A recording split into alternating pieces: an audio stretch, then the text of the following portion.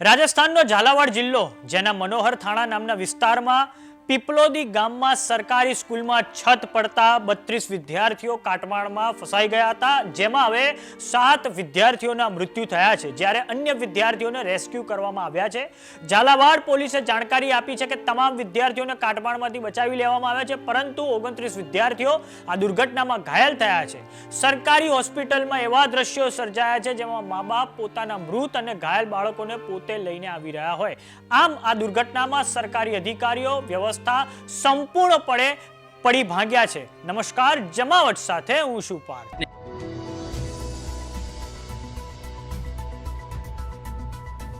રાજસ્થાનના ઝાલાવાડ જિલ્લાના મનોહર થાણાના પીપલોદી ગામમાં સરકારી સ્કૂલમાં છત પડતા 32 વિદ્યાર્થીઓ કાટમાળમાં ફસાઈ ગયા હતા।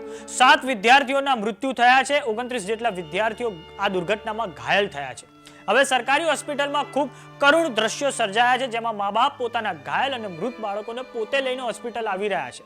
આમ આ દુર્ઘટનામાં સરકાર, અધિકારીઓ અને વ્યવસ્થા સંપૂર્ણપણે પડી ભાગ્યા છે। સવારે 8:30 વાગે વિદ્યાર્થીઓ જ્યારે શાળાએ આવ્યા ત્યારે આ ઘટના બની હતી।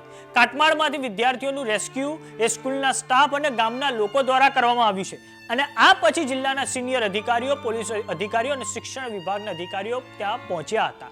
પ્રાથમિક તપાસમાં બહાર આવ્યું છે કે સતત વરસાદ પડવાથી શાળાની છત ખૂબ નબળી પડી ગઈ હતી, જેના કારણે તે આજે સવારે તૂટી પડી હતી। રાજસ્થાનના ઝાલાવાડના પીપલોદી ગામમાં શાળાની જે છત પડી તે બાબતે હવે વડાપ્રધાન કાર્યાલય તરફથી પ્લેટફોર્મ એક્સ પર પ્રતિક્રિયા સામે આવી છે, જેમાં કહેવામાં આવ્યું છે કે રાજસ્થાનના ઝાલાવાડમાં જે દુર્ઘટના બની છે તે ખૂબ જ ભયંકર અને દુઃખદ છે। મારી સાંત્વના પીડિત વિદ્યાર્થીઓ અને પરિવારજનો સાથે છે। ઘાયલોના સાજા થવા માટે પ્રાર્થના કરું છું। ઓથોરિટીઝ તમામ સહાય પીડિતોને આપી રહી છે।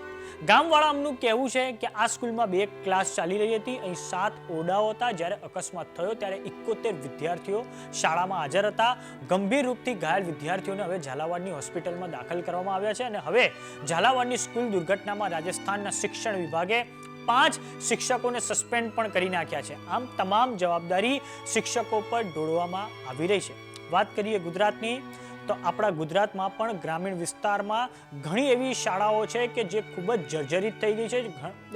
આ શાળાઓના ઓરડા ખૂબ જ જર્જરિત થઈ ગયા છે, માટે રાજસ્થાનમાં આ જે ઘટના બની તે પછી હવે રાજ્યનું તંત્ર જાગે તે ખૂબ જ જરૂરી છે, અને આશા રાખીએ કે આપણા રાજ્યમાં કે બીજે ક્યાંય પણ આવી ઘટના ન ઘટે। તો તમારું આ દુર્ઘટનાને લઈને શું માનવું છે અમને કોમેન્ટ બોક્સમાં લખીને જરૂર જણાવો। જો તમે અમને યુટ્યુબ પર જોઈ રહ્યા તો સબસ્ક્રાઇબ કરો, જો તમે અમને ઇન્સ્ટાગ્રામ અને ફેસબુક પર જોઈ રહ્યા તો ફોલો કરો। નમસ્કાર।